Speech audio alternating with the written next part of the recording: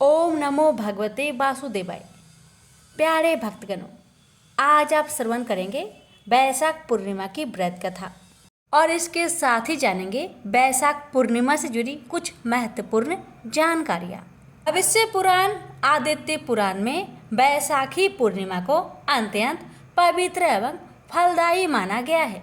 इस दिन पिछले एक महीने से चला आ रहा वैशाख स्नान एक विशेष धार्मिक अनुष्ठानों की पूर्ण आहुति की जाती है। मंदिरों में हवन पूजन के बाद वैशाख महात्म्य कथा का पारायण किया जाता है। इस दिन प्रातः नदियों एवं पवित्र सरोवरों में स्नान के बाद दान पुण्य का विशेष महत्व कहा गया है। इस दिन पीपल की पूजा करने का खास महत्व है। पितरों के निमित्त पवित्र नदियों में स्नान कर हाथ में तिल रखकर तर्पण करने से पितरों की तृप्ति होती है एवं उनका आशीर्वाद मिलता है। पूर्णिमा के दिन भगवान विष्णु की प्रतिमा के सामने घी से भरा हुआ पात्र, तिल और शक्कर स्थापित कर पूजन करना चाहिए। यदि हो सके तो पूजन के समय तिल के तेल का दीपक जलाना चाहिए। वैशाखी पूर्णिमा के दिन धर्मराज के निमित्त जल से भरा हुआ कलश, पकवान एवं मिष्ठान आज के दिन दान करना गौदान के समान फल देने वाले बताए गए हैं। वैशाखी पूर्णिमा का दिन शक्कर और तिल का दान करने से अनजान में हुए पापों का भी क्षय हो जाता है। इस माह में पंखे का दान करना भी पुण्य का कार्य है। धूप और परिश्रम से पीड़ित लोगों को जो पंखे से हवा कर शीतलता प्रदान करता है, वह इतने ही मात्रा से निष्पाप होकर भगवान का प्रिय हो जाता है। पुराने समय में तार का पंखा दान किया जाता था। इससे ब्रह्मलोक की प्राप्ति होती है। शास्त्र कहते हैं कि जो किसी जरूरतमंद व्यक्ति को पादुका या जूते चप्पल दान करता है, वह यमदूतों का तिरस्कार करके भगवान श्री हरि के लोक में जाता है। इस दिन जल का दान सबसे बड़ा पुण्य माना गया है। अतः प्याव लगाकर राहगीरों को जल जरूर पिलाए।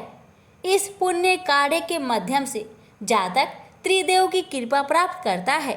इस दिन जल से भरा घड़ा दान करने से सभी देवी और देवताओं की कृपा प्राप्त होती है। जल से भरा मिट्टी का घड़ा मंदिर में दान करें, साथ ही कुल्हार सकोरे भी दान करें। अन्य दान करने से बड़ा कोई पुण्य नहीं। दोपहर में आए हुए ब्राह्मण, अतिथि या भूखे जीव को यदि कोई भोजन करवाए तो उसको अनंत पुण्य की प्राप्ति होती है। इस दिन सत्तू, ककड़ी, खरबूजा, चावल, दूध, दही, घी, फल, इमली, सब्जी, शहद, पंचमेवा, पंचधान सीधा दान अवश्य करें। वस्त्र दान में कुर्ता, पायजामा, दरी, धोती आदि दान करें। इस दिन दूध और खीर का दान करने से सभी तरह के चंद्र दोष के साथ ही संकट समाप्त हो जाते हैं। तो आइए प्यारे भक्तगणों, हम श्रवण करेंगे वैशाख पूर्णिमा की पावन कथा। कथा को पूरे श्रद्धा से प्रसन्नचित मन से पूरा अवश्य सुनिएगा। लक्ष्मी नारायण की कृपा से आप सभी की सभी मनोकामनाएं पूर्ण होगी। कथा की शुरुआत करते हैं प्रथम पूज्य गणेश जी महाराज से। प्रेम से बोलिए गणेश महाराज की जय। वीडियो को लाइक शेयर करना ना भूले। कथा इस प्रकार है। एक बुढ़िया माई थी। वह मिट्टी की गणेश जी की पूजा करती थी। रोज बनाए रोज गल जाए। वह बुढ़िया माई रोज गणेश जी की मूर्ति मिट्टी से बनाती थी, लेकिन रोज पानी पड़ने के कारण गल जाया करती थी। एक दिन की बात है, बुढ़िया माई कहीं जा रही थी। उसने देखा कि एक सेठ का मकान बन रहा था, तो वह कारीगर से बोली, भैया क्या आप मेरे लिए पत्थर का गणेश जी बना देंगे? तो कारीगर बोले, जितने देर में हम तेरे पत्थर का गणेश जी बनाएंगे उतने देर में तो हमारी दीवार बन जाएगी, इसलिए हमारे पास समय नहीं है, तुम जाओ किसी और को बोलना। बुढ़िया फिर से कहने लगी, भैया कृपा करके मेरे लिए गणेश जी की मूर्ति बना दो। आपकी बहुत भला होगा। लेकिन वह कारीगर एक न सुना।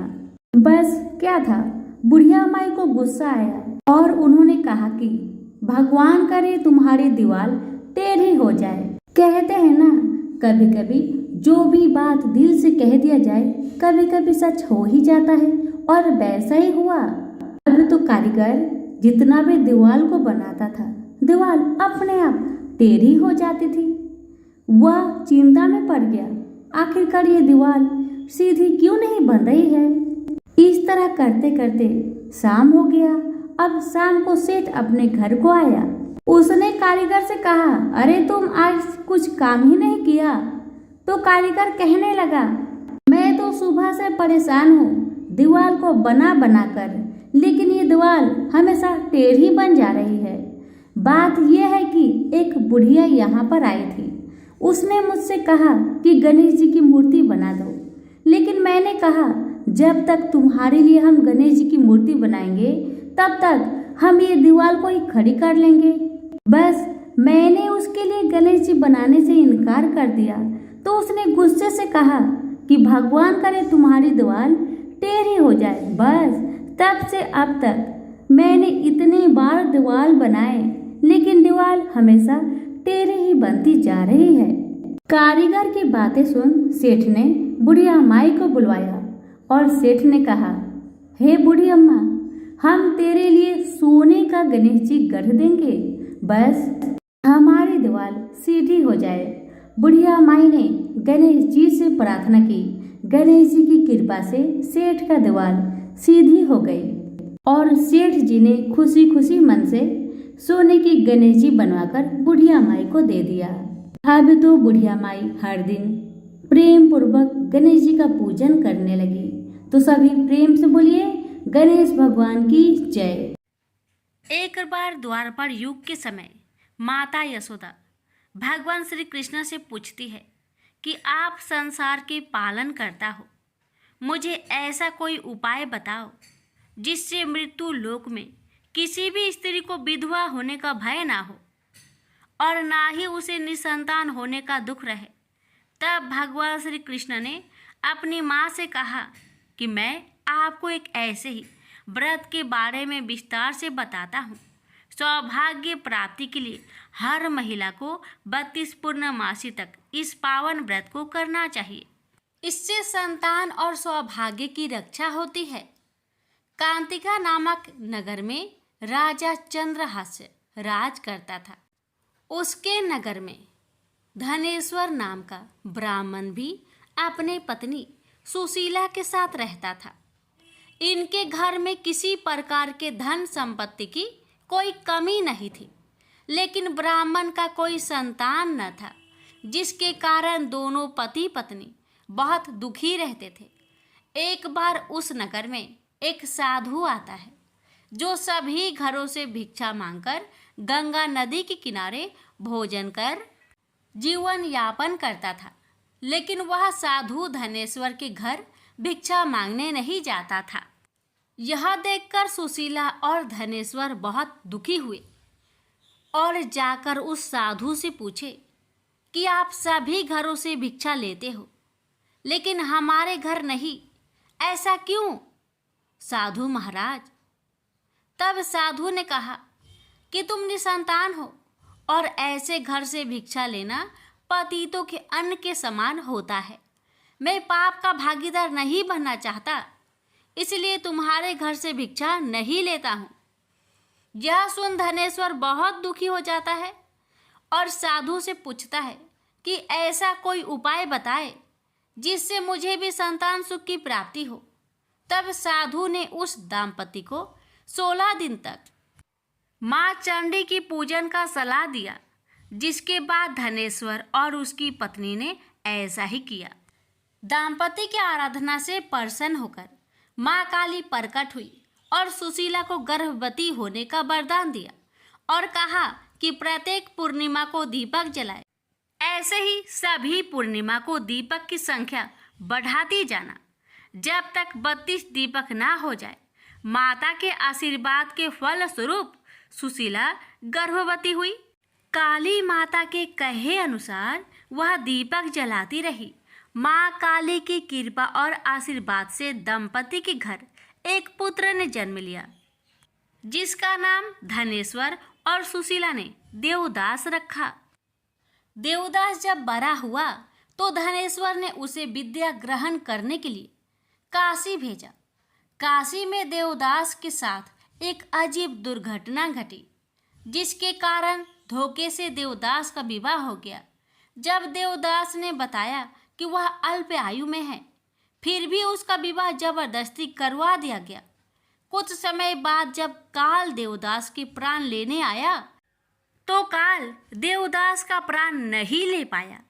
तब काल ने यमराज से कहा वह देवदास के प्राण लेने में असमर्थ है, जिसके पश्चात यमराज ने इसके पीछे का कारण जानने के लिए भगवान शिव और माता पार्वती के पास गए। तब माँ पार्वती ने माता काली के वरदान के वृत्तांत को सुनाया और कहा कि ब्राह्मण दंपति ने पूर्णिमा का व्रत रखा था, इसलिए काल देवदास का कुछ बिगाड़ नहीं पाया। तभी से कहा जाता है कि पूर्णिमा के दिन व्रत करने से काल से मुक्ति मिलती है और भगवान सभी मनोकामनाएं पूर्ण करते हैं। प्रेम से बोलिए उमापति शंकर भगवान की जय। प्राचीन काल की बात है। उज्जैन नगर में तितिछु नाम का एक कृषक ब्राह्मण रहता था। उसके परिवार में एक पत्नी, 2 पुत्र तथा एक पुत्री थी। ब्राह्मण बहुत लोभी था। यदि उसकी पत्नी उससे किसी चीज की मांग करती तो कहता, अभी कुछ ही दिन पहले तो मैंने यह चीज मंगवाई थी, बड़ी जल्दी खर्च कर दी, अब कुछ दिन ऐसे ही काम चलाओ। यदि कोई मांगने वाला उसके दरवाजे पर आता तो कहता, भाग यहाँ से, हट्टा कट्टा होकर भी भीख मांगता है। यदि कोई मेहमान उसके घर पर आता तो वह मन ही मन कोढ़ता रहता। पत्नी, पुत्र, पुत्री ब्राह्मण पर कोढ़ते रहते, किंतु उस पर रत्ती भर भी असर न होता। अपने परिवार संबंधियों के लिए तितिछु जितना लोभी था, पर स्त्री और वेश्याओं के लिए उतना ही दयालु था। जब भी मौका मिलता वह वेश्याओं के कोठे पर जा धमकता और उन्हें मनमानी दौलत दे डालता। कुछ समय ऐसे ही बीता। एक दिन बड़े पुत्र ने अपनी माता से कहा, माँ, बहुत दिन से घर में नारायण की कथा नहीं हुई है, तुम कहो तो इस पूर्णिमा को हम कथा करवा ले। माँ बोली, इच्छा तो मेरी भी बहुत है बेटा, लेकिन तुम्हारे पिता से डर लगता है, वे कथा कराने की इजाजत नहीं देंगे। पुत्र बोला, पिताजी की इजाजत लेने की जरूरत नहीं पड़ेगी माँ, कथा के लिए मैंने कुछ धन इकट्ठा कर लिए हैं। ब्राह्मण को बताए बिना चुपके चुपके हरि कथा का आयोजन किया गया। जिस दिन कथा हो रही थी, ब्राह्मण को पता चला तो वह गुस्से में भड़कता हुआ वहां पहुंचा और बोला, मेरे बगैर पूछे मेरा धन लुटाया जा रहा है। मैं पूछता हूँ, इस कथा को कराने की क्या जरूरत थी? पुत्र बोला, यह आयोजन मैंने अपने पैसे जोड़ जोड़ कर किया है पिताजी, इसमें आपका एक भी पैसा नहीं लगा है। पिता गुस्से में भड़कता हुआ बोला, खामोश, मेरे ही घर में रहकर मुझसे जुबान लड़ाता है, तत्काल बंद कर दो ये सब ढोंग। मेरे घर में कोई कथा नहीं होगी। परिवार में कलह होते देख कथावाचक पंडित चुपचाप खिसक गए। कथा आयोजन अपूर्ण ही रह गया। ब्राह्मण को पाप कर्म में लिप्त देखकर देवता नाराज हो गए। इंद्र, अग्नि आदि ने विचार विमर्श किया। अग्निदेव बोले, तितिछु के पाप अपनी पराकाष्ठा पर पहुंच चुके हैं, उसे दंड देना बहुत जरूरी है। क्यों न उसका समस्त धन नष्ट कर दिया जाए, क्योंकि धन के बल पर ही वह अनाचार कर रहा है। इंद्र बोले, लेकिन अग्निदेव, उसका पूरा परिवार भगवान पर अटूट श्रद्धा रखता है, कहीं ऐसा ना हो कि तितिछु को दंड देते समय उन्हें भी कुछ कष्ट हो। अग्निदेव बोले, ऐसा नहीं होगा, मैं आज ही ब्राह्मणी के मन में ऐसी बात बैठा देता हूँ कि वह परिवार समेत अपने मायके चली जाएगी। जब ब्राह्मण अकेला रह जाएगा तो उसे दंड देना आसान होगा। अग्निदेव ने ब्राह्मणी के मन में ऐसी धारणा बैठा दी कि वह अपने बच्चों के साथ लेकर दूसरे ही दिन मायके चली गई। ब्राह्मण परिवार के जाते ही दूसरे दिन तितिक्षु का एक घनिष्ठ मित्र उसके पास पहुंचा और बोला, मित्र, एक अत्यंत आवश्यक कार्य से मुझे तुम्हारे पास आने की जरूरत पड़ गई।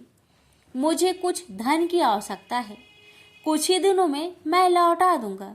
ब्राह्मण ने अपनी जमा पूंजी में से आधा धन अपने दोस्त को दे दिया, जो उसने कभी वापस नहीं किया। फिर एक दिन वह वैश्य के कोठे पर अगरंग की महफिल में व्यस्त था। कुछ चोर उसके घर में घुसे और उसका बाकी धन लूट कर चले गए। वह जब घर लौटा तो चोरी हुई देखकर अपना सिर पीटने लगा। कोई भी पड़ोसी उसकी मदद या उसे दिलासा देने उसके पास तक नहीं फटका, तो आपस में खुसर फुसर करने लगे। अभी तितिक्षु चोरी के गम से उभर भी नहीं पाया था कि एक दिन उसके घर में आग लग गई। वह चिल्ला चिल्ला कर मदद मांगता रहा, किंतु इस बार भी कोई पड़ोसी उसके जलते घर को बचाने नहीं आया। अब वह बहुत परेशान रहने लगा। कुछ धन मित्र ले गया, कुछ धन चोर ले गया। काफी बड़े धन का हिस्सा अग्नि की भेंट चढ़ गया। एक दिन राजा के 2 सैनिक उसके पास पहुंचे और बोले, तितिक्षु, तुम पर आरोप है कि तुमने कई साल से राजा का कर नहीं चुकाया है, इसलिए राजा ने तुम्हें दरबार में बुलाया है। सैनिक तितिक्षु को लेकर राज दरबार में पहुंचे। राजा ने उसका अपराध सुनाया और कर न देने का कारण उसके संपूर्ण संपत्ति को कुर्क करने का आदेश देते हुए कहा, इसकी सब संपत्ति कुर्क करके इसे शहर से बाहर निकाल दिया जाए, ताकि अन्य सभी कर चोरों को सबक मिले। तितिक्षु मारा मारा फिरने लगा। उसकी दाढ़ी बढ़ाई, कपड़े फटकर तार तार हो गए। वो जहां भी जाता बच्चे उसे पागल समझकर उस पर पत्थर मारते। अंत में जब वह बहुत बेहाल हो गया तो भूखे प्यास से व्याकुल होकर एक पुराने से मंदिर में पहुंचा। पुजारी ने उसे शरण दी। पुजारी बोला, तुमने जरूर पाप कर्म किए हैं, तभी तो तुम्हें ऐसी दरिद्रता का जीवन व्यतीत करना पड़ रहा है। तितिक्षु बोला, तो अब मैं क्या करूं, आप ही बताए। पुजारी बोला, यदि तुम सच्चे हृदय से अपने पापों का प्रायश्चित करोगे तो प्रभु तुम्हारी अपराध क्षमा कर देंगे। तुम फिर से अपना जीवन सुखमय व्यतीत कर सकोगे। उसी दिन से तितिक्षु ने अपना जीवन भगवान विष्णु के स्मरण में व्यतीत करना आरंभ कर दिया। हरि नाम स्मरण से उसके चेहरे पर ज्ञान की एक नई चमक आ गई। अब वह नित्य लोगों को बुलाकर उन्हें हरि कीर्तन सुनाता और उन्हें नेक कार्य करने की सलाह देता। फिर एक दिन जब वह अपने नगर लौटा तो परिवार और उसके परिचित व्यक्तियों ने उसका भरपूर स्वागत किया तथा सम्मान दिया। जब उसका अंत समय आया तो स्वर्ग से उसे लेने देवदूत आए तथा उसे दिव्य रथ में बैठाकर स्वर्ग ले गए। इस तरह भगवान विष्णु की महिमा से पापी तितिक्षु का उद्धार हो गया। प्रेम से बोलिए लक्ष्मी नारायण की जय। अर्जुन ने पूछा, हे केशव, मैं संन्यास एवं त्याग के तत्व पृथक पृथक जानने की इच्छा करता हूँ। श्री कृष्ण बोले, हे पार्थ, कामना वाले कर्मों के त्याग को ज्ञानी लोग संन्यास मानते हैं और अज्ञानी पुरुष फल के त्याग को त्याग कहते हैं। कोई पंडित कर्म को दोष युक्त जानकर त्यागना ठीक कहते हैं। कोई यज्ञ, दान, तप आदि कर्मों को छोड़ने योग्य बताते हैं। हे भारत, त्याग के विषय में मेरा ऐसा मत है कि त्याग 3 प्रकार के हैं। यज्ञ, दान, तप आदि कर्मों को नहीं त्यागना चाहिए। ये सब कर्म आसक्त और फल को त्याग कर करने चाहिए। मेरे निश्चय मत यही है जो सर्वोत्तम है। अपनी नियमित कर्मों का त्यागना उचित नहीं है। यह मोह बस ऐसा किया जाए तो वह तामस त्याग है, कर्म दुखप्रद है। यह विचार कर एवं शरीर के कलेश के भय से जो त्याग करता है उसे त्याग का फल नहीं मिलता। यह राजस त्याग कहलाता है। हे अर्जुन, अपना नियमित कर्म अवश्य करने योग्य है। फल तथा आसक्त को त्याग कर जो कर्म किया जाता है वह सात्विक कर्म है। जो दुखदायक कर्म से देश नहीं करता तथा सुखदायक कर्म से प्रीति नहीं करता वह त्यागी, सत्यशील, बुद्धिमान तथा मुक्ति की योग है। देहधारी संपूर्ण कर्मों का त्याग नहीं कर सकता। कर्म का फल त्याग कर कर्म करने वाला त्यागी है। कर्मफल 3 प्रकार के हैं, अनिष्ट, इष्ट एवं मित्र। जो त्याग नहीं करते उनको ये मरने के बाद मिलते हैं और त्यागियों को नहीं मिलते। हे महाबाहो, संपूर्ण कर्मों की सिद्धि के लिए 5 प्रकार सांख्य शास्त्र में कहे हैं, उनको सुनो। शरीर कर्ता, साधन, पृथक पृथक चेष्टाएं और देव शरीर, वाणी एवं मन से जो भला बुरा कार्य किया जाता है उसके ये 5 कारण हैं। वह दुर्मति कुछ नहीं जानता जिसको यह अहंकार नहीं है कि मैं करता हूँ, और जिसकी बुद्धि कर्मों में लिप्त नहीं है। वह मनुष्य प्राणियों को मारकर भी उनको नहीं मारता और उनमें नहीं बंधता। ज्ञान, गृह और ज्ञाता ये 3 ही कर्मों के प्रेरक है। कारण, कर्म और कर्ता ये 3 कर्म के साधन हैं। सांख्य शास्त्र में ज्ञान, कर्म और कर्ता ये सत्वाधिक गुण के भेद 3 प्रकार के हैं। इनको भी सुनो। जब भिन्न भिन्न प्राणियों में एक अविनाशी अविभक्त सत्ता जो दिखता है वह ज्ञान सात्विक कहलाता है। जिस ज्ञान से प्राणियों में नाना प्रकार की सत्ता दिखाई देती है उसको राजस ज्ञान जानो। ऐसा ज्ञान जिसके बिना कारण और सर्वार्थ के जाने एक ही कार्य में लगा रहे वह अल्प और तामस है। फल की इच्छा ना करके जो नित्य कर्म संग देश को त्याग कर किया जाता है, जो फल की इच्छा एवं अहंकार से बड़े यत्न से किया जाता है वह राजस कर्म है। जो कर्म परिमाण धन का खर्च दूसरे की पीड़ा और अपना पुरुषार्थ न जानकर मोहबस किया जाता है वह तामस कर्म कहलाता है। संग से रहित अहंकार, धैर्य और उत्साह युक्त सिद्ध व असिद्धि में समान रहता है वह सात्विक कर्म कहलाता है। गुण की तरह बुद्धि और धर्म के इनके भी 3 भेद है, सुनो। जो बुद्धि पर वृत्ति, निवृत्ति, कर्तव्य, अकर्तव्य, भय, अभय और बंधन मोक्ष को जानता है वह सात्विकी है। हे पार्थ, जिससे धर्म अधर्म और कर्तव्य अकर्तव्य का ठीक निश्चय नहीं होता वह राजसी है। जिस अज्ञान से ढकी बुद्धि करके मनुष्य अधर्म को धर्म मानता है वह तामसी है। जो कथा प्रसंग से फल की इच्छा करता है, जो धर्म अर्थ काम को धारण करता है वह राजसी वृत्ति है। जो मूर्ख, निंद्रा, भय, शोक, विषाद एवं मद को नहीं त्यागता वह तामसी वृत्ति है। अब 3 प्रकार के सुखों को सुनो।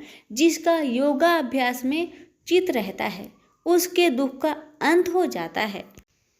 सुख सात्विक है, आरंभ में विष के समान और अंत में अमृत के तुल्य होता है। सुख आरंभ में अमृत तुल्य, अंत में विष के तुल्य विषयों और इंद्रियों के संयोग से होता है, उसे राजसी सुख कहते हैं। जो सुख आदि और अंत दोनों में मनुष्य को मोह में फंसाता है और जो आलस्य तथा प्रमोद से उत्पन्न होता है, वह तामस सुख है। सम, दम, तप, पवित्रता, क्षमा, नम्रता, ज्ञान, अनुभव और परलोक में श्रद्धा, ये ब्राह्मणों के स्वाभाविक सिद्ध कर्म है। बहादुरी, तेजस्विता, धैर्य, चतुराई, युद्ध, स्थिरता, उदारता और प्रभुता, ये क्षत्रिय के स्वाभाविक कर्म हैं। खेती, गोरक्षा स्वाभाविक कर्म हैं। जो लोग अपने अपने गुणों और प्रवृत्तियों के अनुसार कर्म करते हैं उनको सिद्धि प्राप्त होती है, और जिसने सब जगत का विस्तार किया है उस ईश्वर को अपने कार्य के द्वारा आराधना करके मनुष्य सिद्धि को पाता है। दूसरे उत्तम कर्म से अपना नीच कर्म ही श्रेष्ठ है। सर्वत्र आसक्त को छोड़ने वाला आत्मा जीतने वाला इच्छा रहित मनुष्य संन्यास के द्वारा सर्व कर्म निवृत्ति रूप परम सिद्धि को पाता है। वह फिर कैसे ब्रह्म को प्राप्त होता है? सो मुझसे सुनो, यही इस ज्ञान की परानिष्ठा है। शुद्ध बुद्धि से युक्त होकर धृति द्वारा इस मन को बस में लगाकर शब्द आदि विषयों को छोड़कर राग देश से रहित होकर एकांत में रहने वाला, मीताहारी, वाणी और मन को जीतने वाला, नित्य ध्यान युक्त और वैराग्य, अहंकार, बल, घमंड, काम, क्रोध तथा परिग्रह छोड़कर ममताहीन और शांत मनुष्य ब्रह्म भाव के योग होता है। ब्रह्म को प्राप्त हुआ पुरुष दत्तचित होकर सुख व अभिलाषा को नहीं करता है। जीवन मात्र में समदर्शी होकर मुझ में परम भक्ति पाता है। इस प्रकार ज्ञानी सदैव मुझ में निवास करने वाले सब कर्मों को भोग करता हुआ मेरे अनुग्रह से अविनाशी सनातन मोक्षप्रद को प्राप्त होता है। तत्पश्चात तत्व से मुझे जानकर फिर मन मुझ में ही प्रवेश करता है। सावधानी से अपना मन मुझ में स्थिर कर और सब कर्मों को मुझ में अर्पण कर बुद्धि योग के आश्रय से निरंतर अपने चित्त को मुझ में लगाओ। मेरे में चित्त लगाकर मेरी कृपा से दुर्गम कष्टों से तर जाओगे। यदि अहंकार से मेरी बात सुनोगे तो नष्ट हो जाओगे। यदि अहंकार का आश्रय लेकर युद्ध नहीं करूँगा ऐसा मानते हो तो यह तुम्हारा निश्चय झूठा है, क्योंकि स्वभाव तुम्हें युद्ध करवाएगा। हे कौतन्य, जिस कर्म को तू अब मोह से करना चाहता है उसे अपने स्वाभाविक कर्म से बंधा हुआ बेबस होकर करेगा। हे अर्जुन, जीवों के हृदय में स्थिर ईश्वर उनको माया से भ्रमा रहा है, मानो सब यंत्र पर चढ़े हैं। हे भारत, सब भावों में उसी की कृपा से परम शांति एवं मुक्ति को पाओगे। यह गूढ़ ज्ञान मैंने तुमसे कहा है, इसे भली भांति विचार कर जैसा चाहते हो वैसा ही करो। अब तू सबसे गूढ़ वचन भी सुन, क्योंकि तू मेरा परम मित्र है, इसलिए मैं तेरे हित ही कहूँगा। मेरे में मन लगाओ, मेरे ही भक्त हो, मेरे ही यज्ञ करो और मेरा ही नाम जपो। सब धर्मों को छोड़कर मेरी शरण में आओ, मैं तुम्हें सब पापों से छुड़ा दूंगा। यह मेरा रहस्य ऐसे पुरुष जो तप ना करता हो, मेरा भक्त ना हो, कभी भी नहीं कहना चाहिए। जो इस परम गुप्त ज्ञान को मेरे भक्तों में प्रकट करेगा वही मेरी परम भक्ति को पाकर अंत में निश्चय ही मुझ में लीन हो जाएगा। इस धर्म संवाद को जो कोई पढ़ेगा उसे मैं समझूंगा कि उसने ज्ञान यज्ञ से मेरी पूजा की है। जो श्रद्धावान पुरुष दोष ढूंढे बिना इसको सुनेगा वह भी मुक्त होकर पुण्य आत्माओं को मिलने वाले शुभ लोक को प्राप्त होगा। हे पार्थ, तुमने एकाग्रचित्त से मेरे कहे हुए उपदेश को सुना या नहीं? हे धनंजय, तुम्हारा अज्ञान से उत्पन्न हुआ मोह नष्ट हुआ या नहीं? अर्जुन ने कहा, हे भगवान, आपकी कृपा से मेरा मोह नष्ट हो गया और स्मृति जागृत हुई है। अब मैं निसंदेह आपकी आज्ञा पर स्थिर हूँ और जैसा आपने कहा है मैं वैसा ही करूँगा। संजय बोले, हे धृतराष्ट्र, मैंने महात्मा वासुदेव और अर्जुन का यह प्रेरणा देने वाला अद्भुत संवाद सुनाया व्यास जी की कृपा से। साक्षात योगेश्वर श्री कृष्ण जी के मुख से इस परम गुहा संवाद को मैंने सुना। हे राजन, श्री कृष्ण और अर्जुन के इस अद्भुत पुण्य कारक संवाद को स्मरण करके मन बार बार प्रसन्न होता है। श्री कृष्ण भगवान के उस अद्भुत रूप को स्मरण करके मुझे बड़ा ही विस्मय होता है। हे राजन, मैं बारंबार प्रसन्न होता हूँ। मेरी ऐसा धारणा है कि जहाँ योगेश्वर भगवान श्री कृष्ण हैं और जहाँ पार्थ जैसा धनुर्धर है, वही राजलक्ष्मी, विजय, ऐश्वर्य और अटल नीति है। सभी प्रेम से बोलिए श्री कृष्ण भगवान की जय हो। एक राज्य में एक राजा और एक रानी रहते थे, जिनकी 4 संतानें थीं, 2 लड़के और 2 लड़की। एक लड़की का नाम पूर्णिमा तथा दूसरी लड़की का नाम अमावस्या था। पूर्णिमा घर के कामों में निपुण थी और घर का पूरा काम करती थी और भगवान की पूजा अर्चना भी किया करती थी, और इसके अतिरिक्त वह गौ माता की सेवा भी किया करती थी। और उसकी दूसरी बहन अमावस्या ना ही घर का कोई काम करती थी, ना ही भगवान की पूजा अर्चना करती थी और ना ही गौ माता की सेवा करती थी। पूर्णिमा सर्वगुण संपन्न थी, फिर भी राजा और रानी अपने दोनों बेटों तथा पुत्री अमावस्या को ही प्यार किया करते थे और वह पूर्णिमा से प्यार नहीं करते थे, उसके साथ भेदभाव करते थे। राजा के चारों पुत्र और पुत्री धीरे धीरे बड़े हो रहे थे। जब वे बड़े हो गए, राजा ने अपने दोनों पुत्रों का विवाह योग कन्याओं के साथ करा दिया।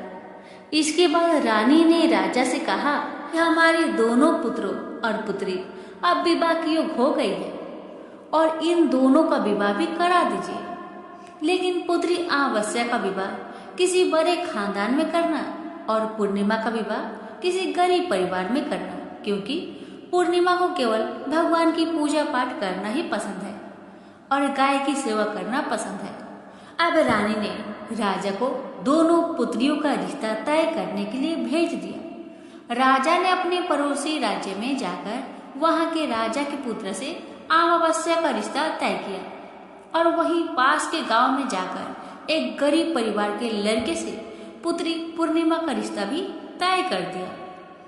यह सारी बात जाकर राजा ने अपनी रानी से बताया तो रानी यह सोचने लगी कि अब देखते हैं कि भगवान इसकी मदद कैसे करते हैं। यह बहुत ही पूजा पाठ करती है और भगवान में मगन रहती है। पूर्णिमा का भाई और उसकी भाभी पूर्णिमा से बहुत प्यार करते थे, क्योंकि पूर्णिमा उनके घर के कामों में उनका साथ देती थी और कामों में उनका हाथ बताती थी। और यही उनकी दूसरी बहन अमावस्या उन पर अपना रोक जमाती है और घर का कोई कार्य नहीं करती। कुछ समय बीत जाने के बाद दोनों पुत्रियों का विवाह भी हो जाता है। राजा और रानी के विवाह के बाद अपनी दोनों पुत्रियों को विदाई देते हैं। विदाई देते समय राजा और रानी पुत्री अमावस्या को बहुत सारा धन दौलत देकर विदा करते हैं और पूर्णिमा को कुछ भी नहीं देते, खाली हाथ अपने घर से विदा करते हैं। इसके बाद दोनों बहनें अपने अपने ससुराल को चली जाती हैं। कुछ दिन बीत जाते हैं और एक दिन अमावस्या अपने घर पर भगवान भोलेनाथ का व्रत रखती है, कथा रखती है, जिसमें वह सभी गांव वालों को निमंत्रित करती है, पर अपनी बहन पूर्णिमा को नहीं बुलाती। जब गांव की सभी औरतें अमावस्या के यहाँ जाती है तो ये सब दृश्य पूर्णिमा अपने घर के दरवाजे के बाहर बैठकर देख रही होती है। तब वहां से गुजर रही औरतें पूर्णिमा से कहते हैं कि तुम्हारी बहन के यहाँ शिव जी की कथा रखी है, क्या तुम नहीं चलोगी? तो पूर्णिमा ने कहा, मुझे मेरी बहन ने नहीं बुलाया है, मैं नहीं जा सकती। सभी गांव की औरतों ने पूर्णिमा से कहा, बुलाया नहीं तो क्या हुआ, भगवान शिव की कथा है। तुम हमारे साथ चलो। गांव की सभी औरतें की बात मानकर पूर्णिमा भी उनके साथ भगवान शिव की कथा में अमावस्या के घर चली जाती है। जब अमावस्या की नजर पूर्णिमा पर पड़ती है तो वह कहती है कि तुम यहाँ कैसे चली आई? मैंने तो तुम्हें नहीं बुलवाया था।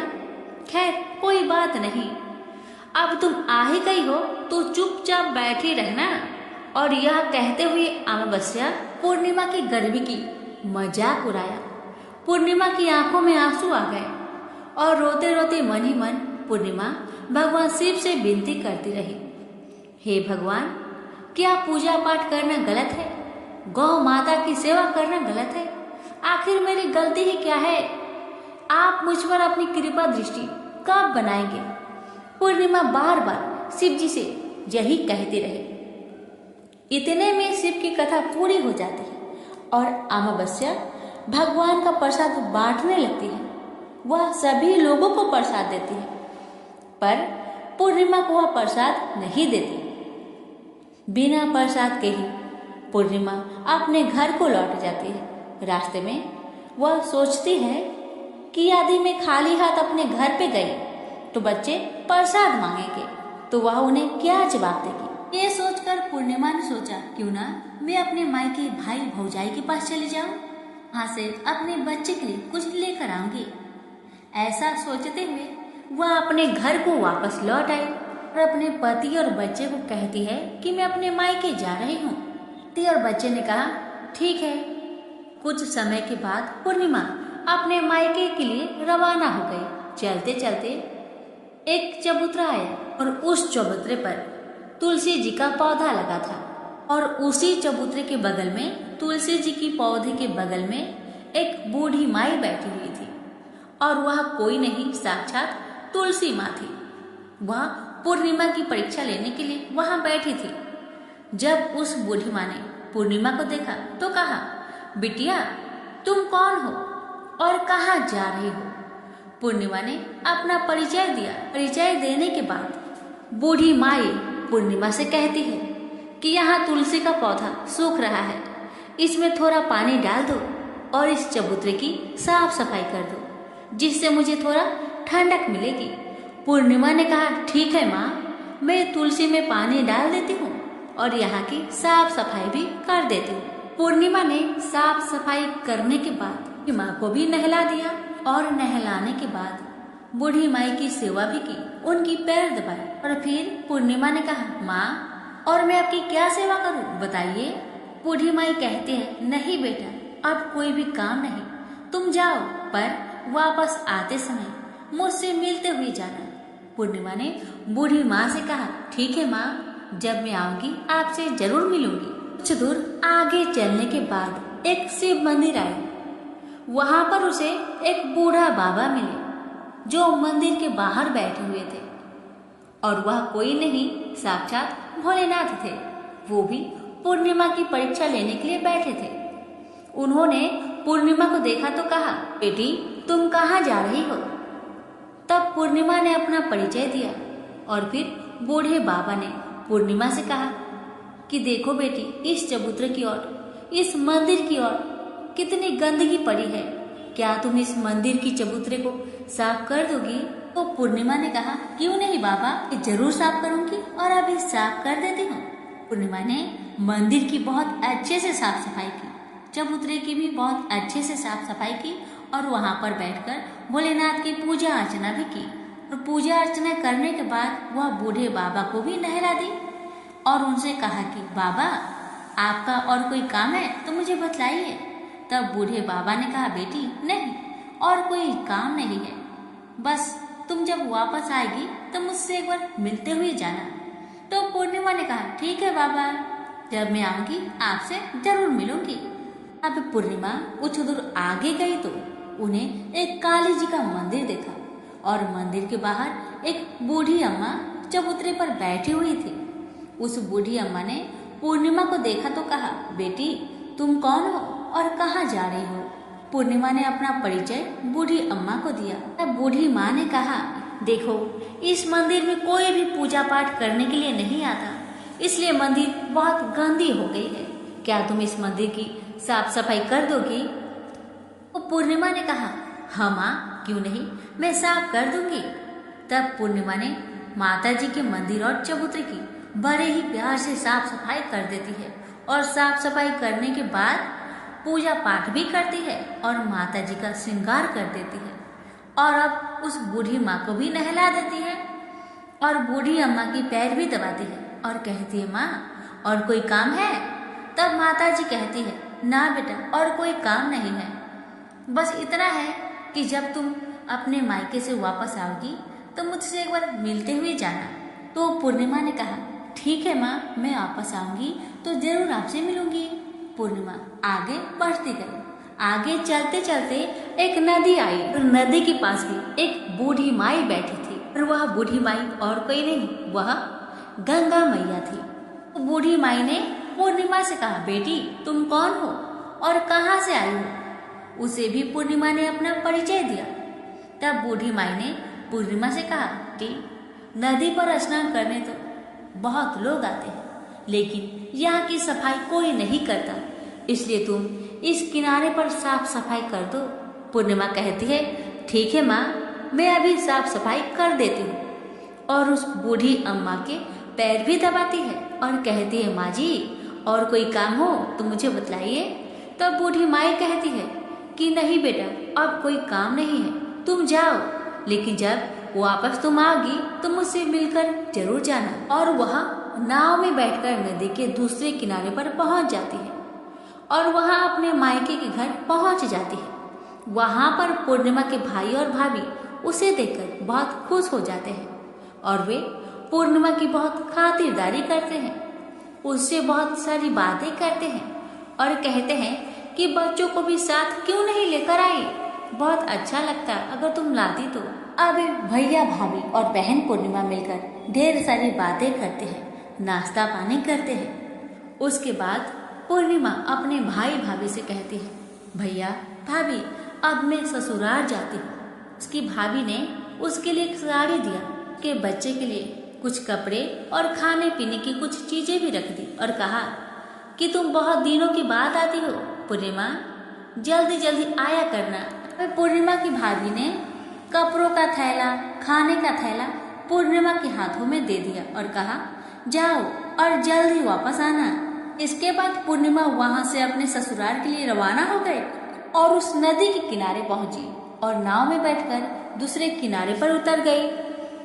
वहां उतरने के बाद वहां पर उसे वही बूढ़ी माँ मिली जो साक्षात गंगा मैया थी।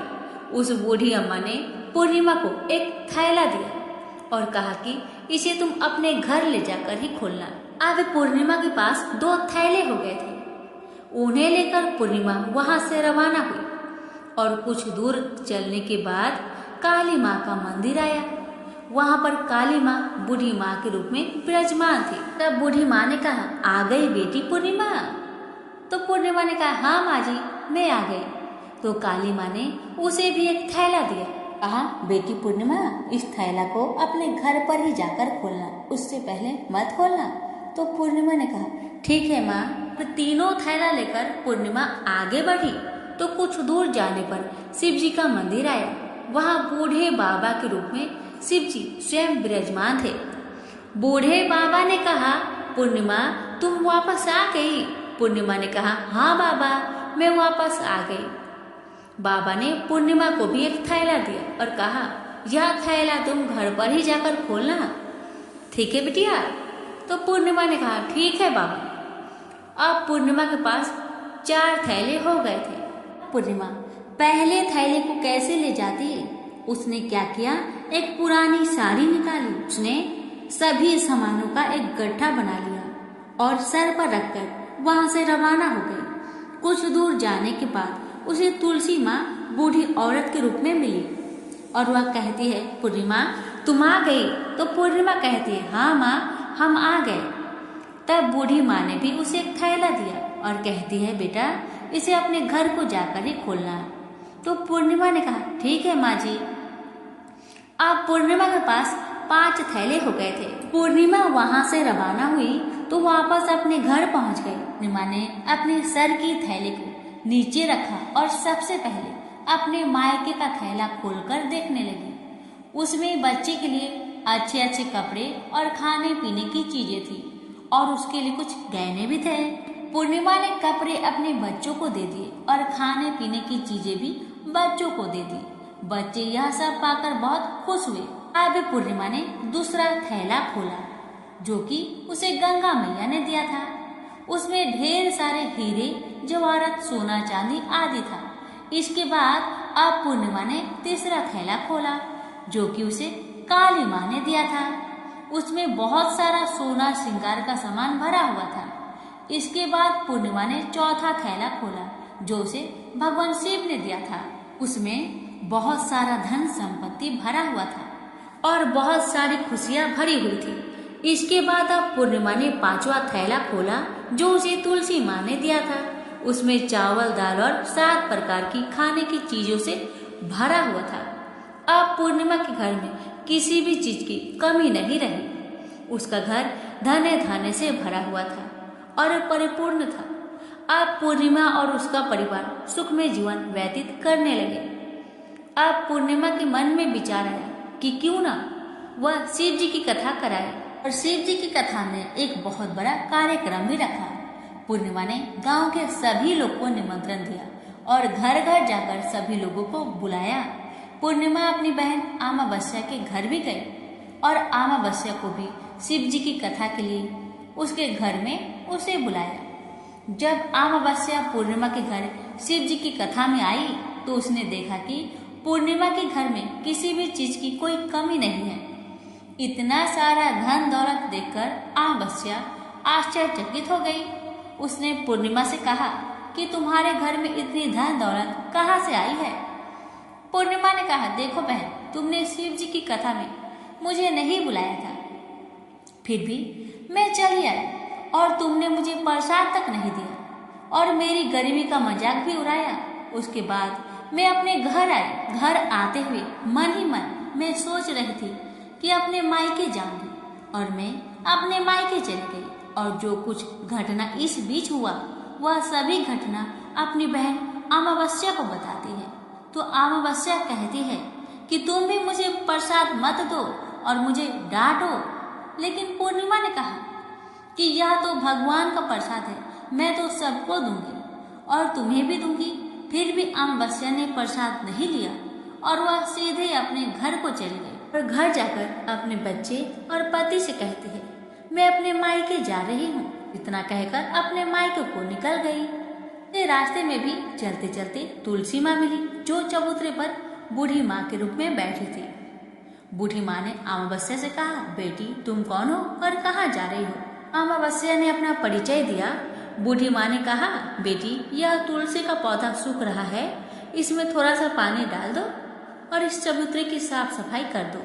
पर इस पर अमावस्या ने कहा, बुढ़िया तुझे दिखाई नहीं दे रहा, मैं इतनी महंगी साड़ी पहन रखी हूँ और यह गंदी हो जाएगी। ऐसा कहकर वहां से आगे चली गई और आगे जाने पर उसे भगवान शिव मिले जिसे भी उसने ऐसा ही कहा।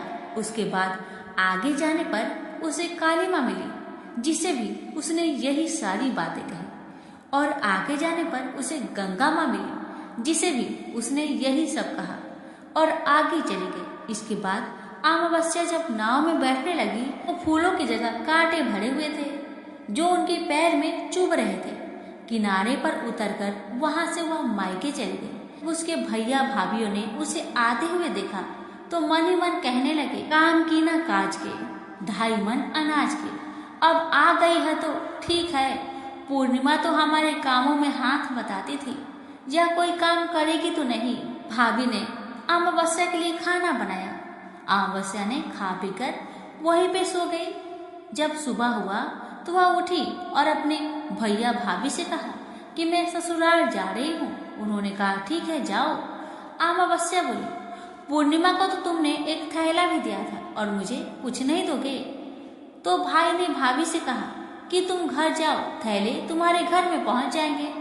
फिर अमावस्या वहां से निकलकर नदी के किनारे पहुंची। वहां गंगा मैया बूढ़ी औरत के रूप में बैठी हुई थी। बूढ़ी माँ ने कहा, आ गई बेटी। तो उसने कहा, हाँ माँ मैं आ गई। इसके साथ ही उसने कहा कि तुमने तो पूर्णिमा को एक थैला दिया था और मुझे थैला नहीं दोगी। तो बूढ़ी अम्मा ने कहा, तुम घर जाओ, तुम्हारे घर में थैला पहुंच जाएगा। इसके बाद आगे जाने पर उसे काली माता मिली, जिसने भी अमावस्या को यही कहा। आगे जाने पर उसे भगवान शिव मिले, उन्होंने भी वही बात कही। अब आगे जाने पर तुलसी माता मिली। जब तुलसी माता से भी अमावस्या ने थैला मांगा तो तुलसी माता ने भी वही जवाब दिया, तुम जाओ, तुम्हारे घर में पहुंच जाएगा। अब अमावस्या अपने घर पहुंच गई। आंगन में देखा तो वहां पर 5 थैले पड़े हुए थे। अमावस्या ने मन ही मन में सोचा कि अब तो मेरे पास भी बहुत सारी धन दौलत आ जाएगी। जल्दी जल्दी ने सारे थैले को खोला। किसी में मिट्टी थे तो किसी में पत्थर, किसी में कंकर और किसी में कोयला। उसे मायके से भी कुछ नहीं मिला था। इन थैलों में भी कुछ नहीं था।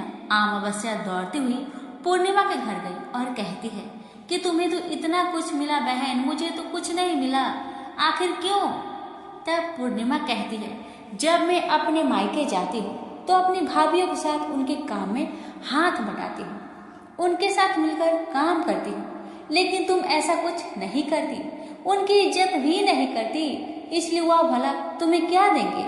इसके बाद तुमने गंगा मैया को ठुकरा दिया और काली माँ को भी ठुकरा दिया और भगवान शिव को भी तुमने ठुकरा दिया, इसलिए उन्होंने भी तुम्हें कुछ नहीं दिया। अमावस्या कहती है, बहन तुम मुझे माफ कर दो, मैंने तुम पर हमेशा अत्याचार किया है, मुझे कुछ नहीं मिला तो कोई बात नहीं, मैं भी भगवान की भक्ति करूंगी और सब कुछ प्राप्त कर लूंगी, मुझे इन सब चीजों का रहस्य बताओ। तो पूर्णिमा ने कहा, तुम 3 सूत्र का ज्ञान ले लो और उसकी कथा करना। पहला सूत्र में दया मांगना, दूसरे सूत्र में कथा मांगना और तीसरे सूत्र में 108 बार ओम नमः शिवाय का जाप करना। भगवान ने यह सूत्र दिए हैं, उनको अपने हृदय में बसा लेना। मैंने भी यह 3 सूत्र अपने जीवन में अपनाए थे और सच्चे मन से भगवान की भक्ति पूजा पाठ की थी। फिर भगवान ने मुझे यह सब कुछ दिया और तुम्हारे पास जो कुछ था वह भी समाप्त हो गया। इसके बाद अमावस्या अपने घर गई और भगवान की पूजा पाठ करने लगी और भगवान शिव से उसने माफी मांगी और गौ माता की सेवा भी की और दूसरों की मदद भी करने लगी। नाथ की कृपा से अमावस्या के घर में भी अन्न धन के भंडार भर गए। तो प्रेम से बोलिए उमापति शंकर भगवान की जय। बहुत समय पहले की बात है। नर्मदा नदी के तट पर एक छोटा सा गांव था। उस गांव में एक बुजुर्ग वैश्य दंपति रहते थे। उनके 2 बेटे और 2 बहुएं भी थी। बुजुर्ग का रोज का नियम था कि वह रोज नर्मदा नदी पर स्नान करने जाते और स्नान करने के बाद 1 लोटा जल भरकर सूर्य देव को अर्पित करते और फिर बर और पीपल और आकड़े के पेड़ को सींचा करते थे। यह उनका रोज का नित्य नियम था। एक बार की बात है, ये बात उस समय की है जब बैसाख का महीना आने वाला था। तो वैश्य ने अपनी पत्नी से कहा, भगवान कुछ दिनों से मेरी तबीयत ठीक नहीं लग रही है और कल से बैसाख का महीना लगने वाला है और मुझे ऐसा लगता है कि मेरा नर्मदा नदी के तट पर स्नान करने का नियम टूट जाएगा, क्योंकि मेरा शरीर बहुत कमजोर लग रहा है, मेरा तबीयत बहुत खराब लग रहा है, मैं वहां नहीं जा सकता। वैश्या पत्नी ने कहा कि आप इतना दुखी क्यों होते हैं? भगवान की कृपा से आपके 2 बेटे और 2 बहुएं हैं। आप दोनों बेटे और बहुओं से कह दीजिए कि उनमें से कोई भी नर्मदा नदी से जल भरकर 1 लोटा जल आपके लिए लाकर दे दे। तब वैश्य ने कहा, भगवान इस बार मेरा बहुत मन है कि हम जोड़े से बैसाख स्नान करें। तब वैश्य की पत्नी ने कहा कि आपने तो मेरी मन की बात ही कह दी। दरअसल मैं भी कुछ दिनों से यही सोच रही थी। अब आप चिंता मत कीजिए, हम दोनों जरूर जोरे से बैसाख स्नान करेंगे। तब वैश्य दंपति ने अपने दोनों बेटे, दोनों बहुओं को बुलवाया और अपने मन की बात अपने दोनों बेटे और दोनों बहुओं से कही। वैश्य का बड़ा बेटा बोला, पिताजी आप तो जानते ही हैं मैं दूसरे शहर में नौकरी करने जाता हूँ और सुबह 5 बजे ही मुझे घर से निकलना पड़ता है, तो मैं आपका यह काम, आपका नियम नहीं निभा पाऊंगा। उसके बाद बड़ी बहू बोली, पिताजी मुझे भी सुबह जल्दी उठकर अपने पति के लिए खाना बनाना पड़ता है, इसलिए मैं भी आपके लिए नर्मदा नदी से जल नहीं ला सकती, क्योंकि आपका तो 1-2 दिन का बात ही नहीं, आपका तो पूरे बैसाख मास का नियम है। मैं आपका नियम नहीं निभा पाऊंगी, मुझे माफ करे।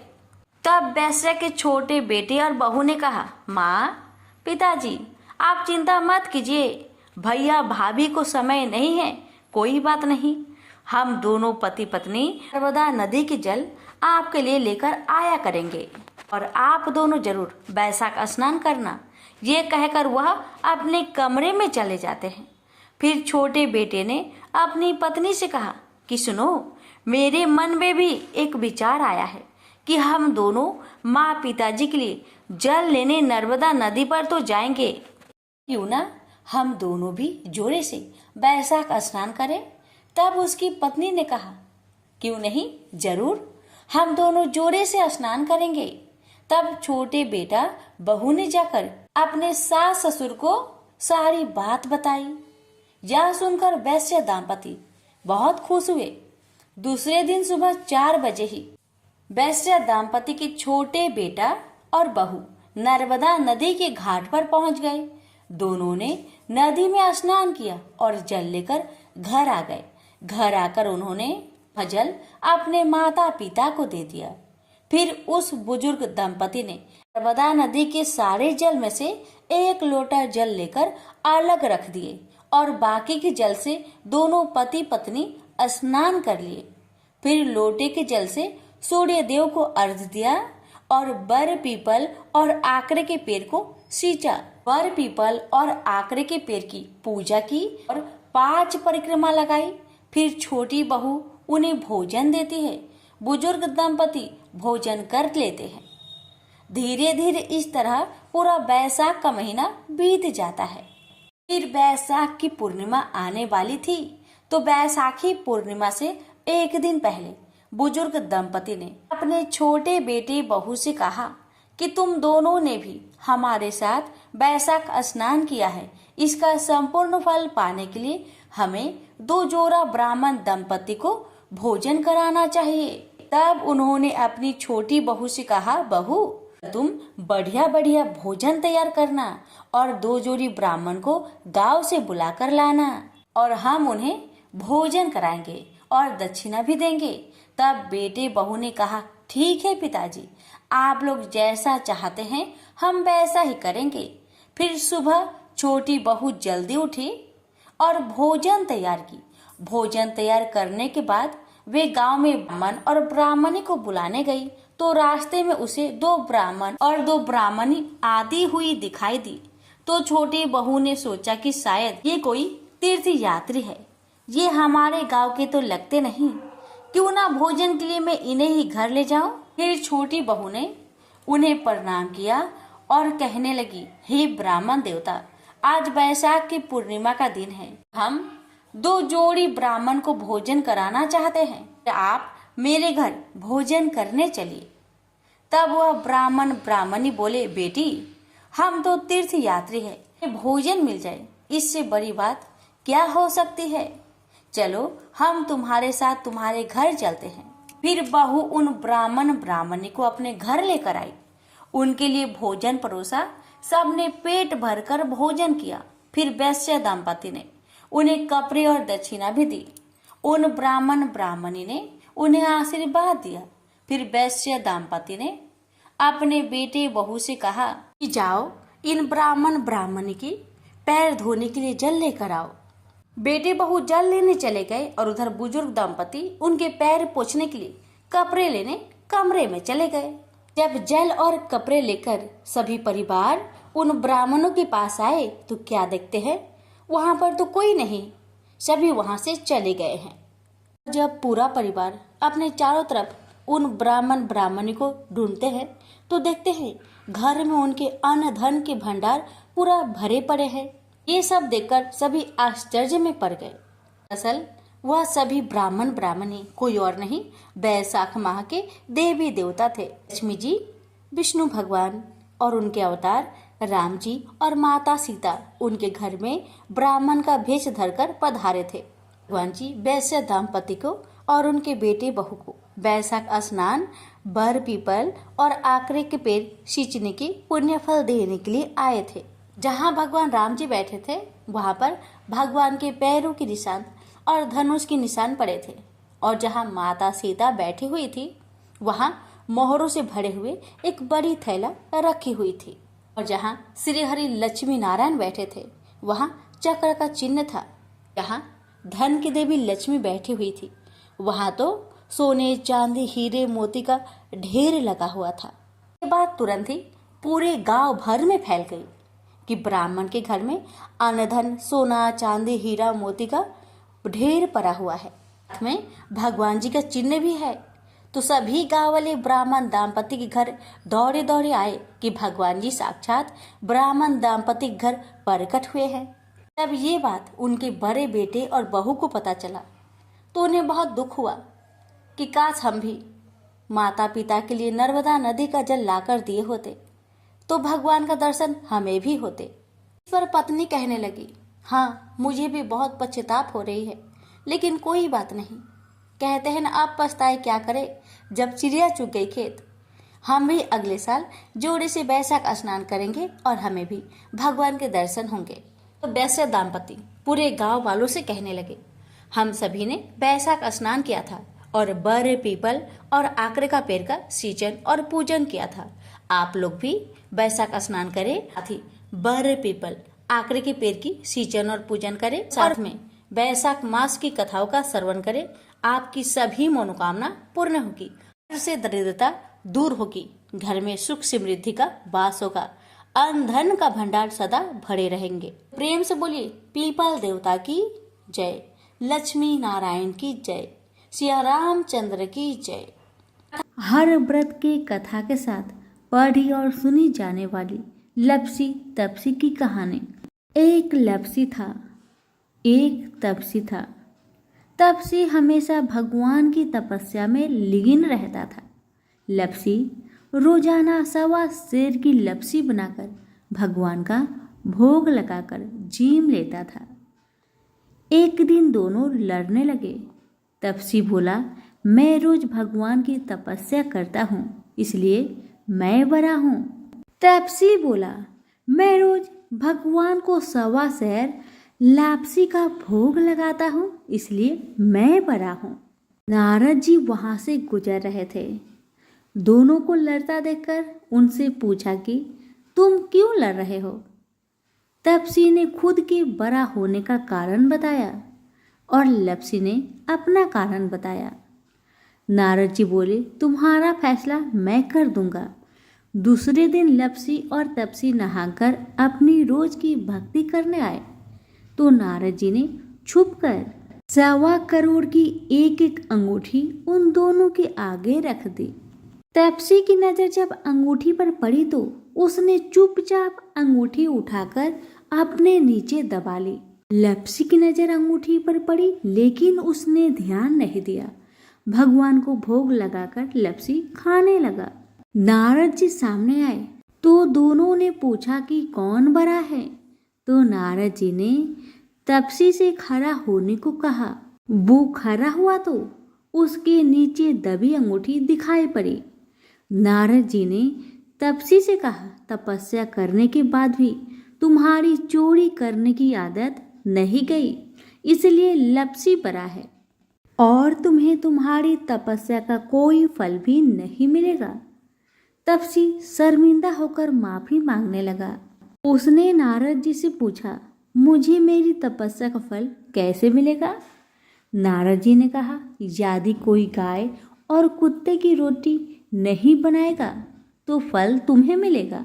यदि कोई ब्राह्मण को भोजन करवाकर दक्षिणा नहीं देगा तो फल तुम्हें मिलेगा। यदि कोई साड़ी के साथ ब्लाउज नहीं देगा तो फल तुझे मिलेगा। यदि कोई दिए से दिया जलाएगा तो फल तुझे मिलेगा।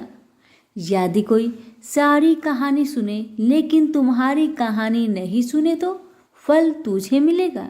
उसी दिन से हर व्रत कथा कहानी के साथ लपसी तपसी की कहानी भी सुनी और कही जाती है। तो प्रेम से बोलिए विष्णु भगवान की जय। धन्यवाद।